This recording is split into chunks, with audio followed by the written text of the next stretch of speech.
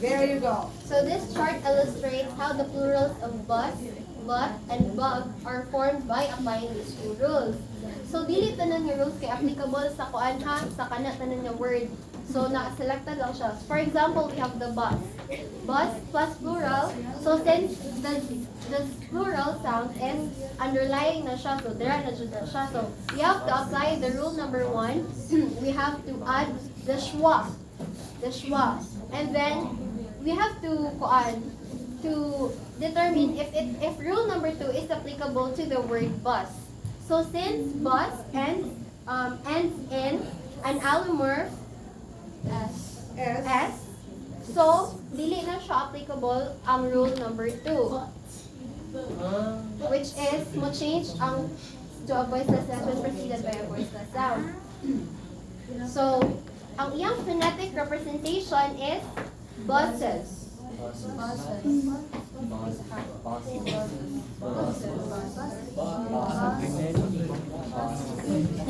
So it's only the sibilants. It's Yeah, only the it's only the sibilants that sibilants. you will have a problem with. It's only the sibilants.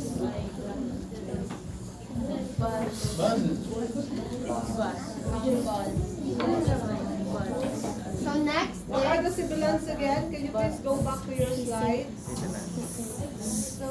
Oh, dara, ang sibilants. this one, sibilant. After The blue. yeah, these are the sibilant. Wala siya. So after that, Okay, all the rest, wala mo yung problema. But you have to apply the rule. Yay. Exist. It sa kuan, exists. That is a non-sibilant.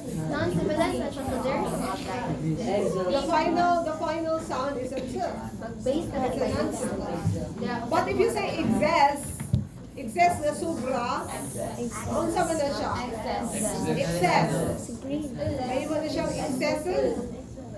What do you say? Excesses? It excesses. You don't say it excesses, you say it exceeds. No. Excess is a noun, exceed is the verb. You don't pluralize the verb with the excesses.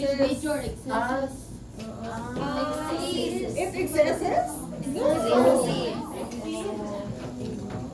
But it is still plural in the noun form. So it's still the noun form. There are excesses in the budget. There are excesses in the supplies. So we need to say that there are mga sobra-sobra. But you will say that the supply exceeds. The budget exceeds. The consumption exceeds. Thus it's the verb. Laoy, pagpaminaw mga grammar. Wala dyan. Bantay, ragyon. Bantay. Patyon, tagit mo sa inyong grammar. Bantay, ragyon. Unya. Now, we have the next example. We have the but plus plural. So but plus. So is rule number 1 applicable? Like, utangan ba siya na to? No. Since but ends in a Non-sibilant. is the but word ends in a sibilant noun? No. So therefore, rule number 1 is not applicable. So we will proceed to rule number 2. Is rule number 2 applicable? Yes. Yes. So we have to change the plural morpheme to a voiceless S when preceded by a voiceless sound. When preceded by a voiceless sound, and z is not, does not end in z in the first place. So this is its phonetic representation. But. Yeah. Second word. Lubot ba lubot? Sorry, hindi ko Pero what is itong Lubot, na Jun.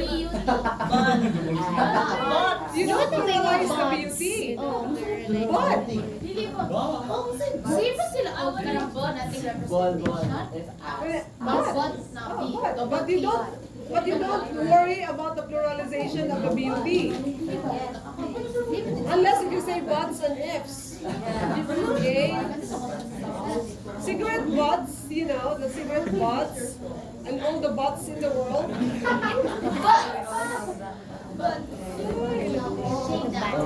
The butts in Anna, the butts in Anna. Oh, you know what I mean? Ay, Anna,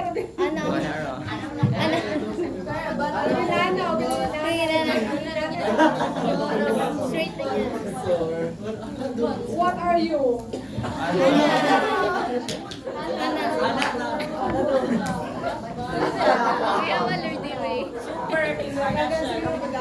Okay, so the next one kay ang bug plus plural is bug. So yung basic representation kay bug plus, so since both both rules are not applicable, so ang iyahang plural, which is this kay stay put lang siya. So yung phonetic representation kay bugs. Okay? Nagets lang? Wala. Sige. Gets rin na nila ka mag-test again, Ana. So, ang NA means not applicable, okay? NA means not applicable. Picture na. So, na. Sa ito na. Asa ang rule? The rule is, that's the rule.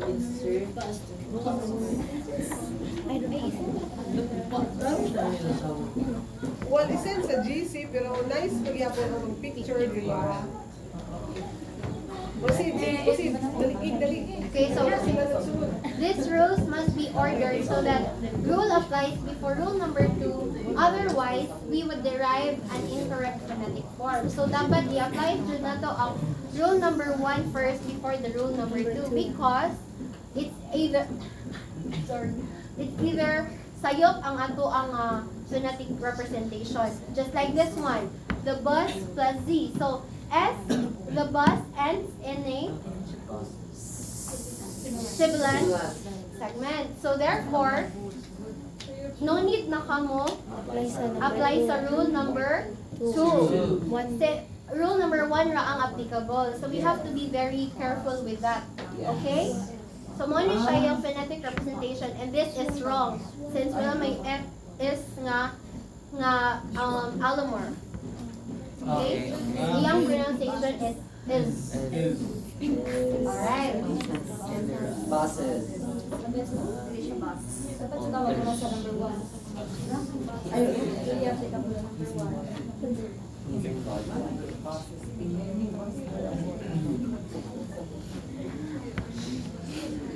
Okay, so the particular phonological rules that determine the phonetic form of morphemes are morphophonemic rules, or mo niya siya, morphophonemic rules. Morpho meaning letter. Phoneme meaning sound. Morph is the letter or the word. Maybe the word or the letter. Then the phoneme is the sound. That is why you have allomorph. You also have allophones. Okay. So allomorph and allophones. But we will allophones, you have die. Did you get the pa for pa? F. F. Still allophones like F. Like when you say Philippines, but it begins with a letter PH. Okay? But you also have, that is the onset consonant, onset sound. But if you also have at the final sound, you have bra, which is GH. Cough, which is GH. But if you will have your phonetic representation, it will be, diba? Philippines, rough, but they don't spell the same. Okay, so that's it. So we also have additional example of morpheme. So the English possessive morpheme and the third person singular morpheme have allomorphs that take on the same phonetic form as the plural morpheme and are governed by the same rules. So we have here, for example, this is the possessive one, and the third person singular. So we have to add to women to get women. Add to ship to get ships. Add is to judge to get judges. Alright? So same rule lang sila. Same rule lang. Also, same with the third person singular. Add to need to get need. Add to eat to get it. And add is to rush to get rushes. Nag-guess lang? That was my question kanina with the excesses or exceeds. Excesses. Word memory days.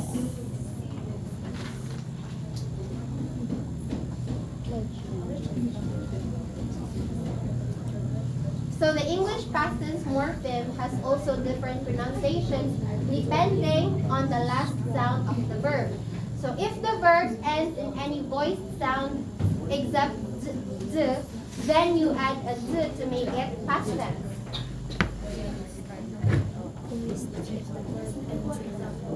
Example, dapat gano'n siya lang na kamo mag-present, ganun mo lagi example after each principle or after each rule.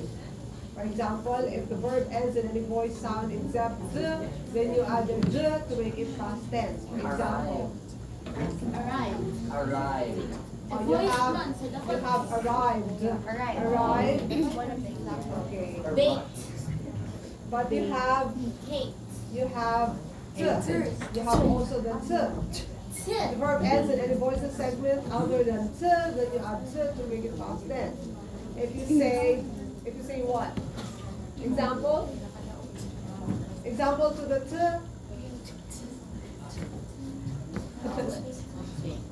What? Give me an example of a past tense that ends in ta sound. T. T. Bought. Past tense. Past tense that will have the t sound. Brought. Brought, mama. Past. Brought. Past, Past tense. ma'am. Brought. Pasa na pasa, ma'am. Bought. Past. Past, ma'am. The verb ends in any voiceless segment other than t. Then you add other than t. One, ma'am. Past. Yeah, if you say laughed, laughed. But that is not, you don't say laughed. So, that is the f for the final, Love. that's the f for the final sound. But you add the t to make it in the past tense, laughed. What else? Past. Past, ma'am. Past. Past. Past. Tossed. Okay, you don't say past. You just say past. Past na nakapasan. Oh. Feeling tong past na tense. Na. Okay. What about? Lost. Oh, sige. Sige. You just have it there in your amongst yourselves and think about it. Okay, so there are many words that form into the t or the d in their past. Okay? But remember that even if they end in d, they end in the letter d, but they don't necessarily are pronounced in the d. Like when you say she received. Received. That is a d. The letter the word received spelled with a d, said in d.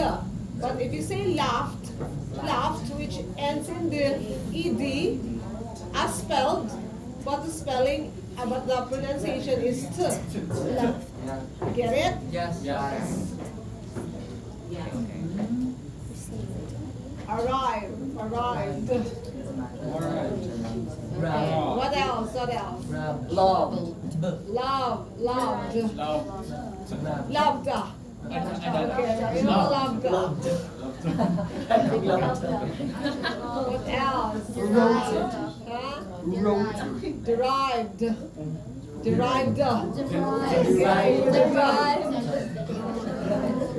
What else? Deceived. Deceived. Brab. Right, give me something with the t at the end for the final sound of your past tense. Walked. Walked. Very good. Baked. Tossed. Tossed. Taught. What else? Taught. Thought. Really, thought, because that is an irregular verb. Okay. The spelled in ed or the, but said in the t sound. You say you have picked. Picked. Picked, spelled in ed but said in t. Picked. Okay. But it is of course stated. She stated that. Okay. How else would you say said? She said. Can you say it in another manner? Said. She said. Said. She said that. Said. She said it. Okay. Oh, But of course, always remember the irregular verbs. So you have light, lighted, but there are also the variation which is lit. Okay? Then you have the burnt, which is burned, but there is also the burnt. Okay? Then you also have the spilled, and then it can also be spilt. There we go. Enough na, ma'am.